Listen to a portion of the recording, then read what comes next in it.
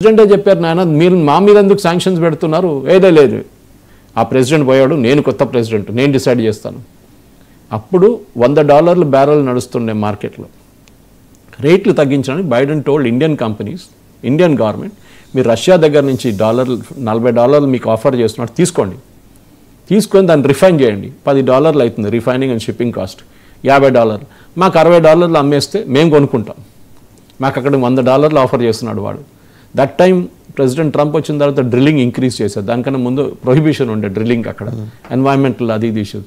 ఇక్కడ Saudi Arabia ఏడుస్తున్నారు మా దగ్గర $100 ఎవరు కొనడానికి లేదు అక్కడ ఇండియా మరి రిఫైన్ చేసి యూఎస్ పంపిస్తున్నారు యూరోప్ అమ్ముకుంటున్నారు ఎందుకు యూరోప్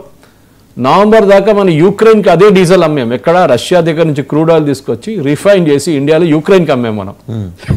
ఇక్కడేమో యూఎస్ ఏడుస్తున్నారు మీరు రష్యాకి డబ్బులు ఇచ్చిన దానికి వాడు యూక్రెయిన్ కొడుతున్నారు అదే యూక్రెయిన్ మాకు డబ్బులు ఇచ్చిందా ఆ డబ్బులు మేము రష్యాకి ఇచ్చాం రష్యా వాళ్ళు కొడుతున్నారు డబ్బులు తీసుకొని so this entire thing Vasudevan గారు ఈ జియో పొలిటికల్ లెవెల్లో మనం చూస్తే చాలా మటుకు ఈ ఎంటైర్ 2017లో ఇరాన్ వైపు జరిగింది దాని తర్వాత నార్త్ కొరియా మీద జరిగిన ఆంక్షలు కానీ అన్నీ అపోజ్ చేశారు వీళ్ళు యూరోపియన్స్ అందరినీ అపోజ్ చేశారు ఇన్ఫాక్ట్ యుఎస్ కాంగ్రెస్ దాని నార్త్ కొరియా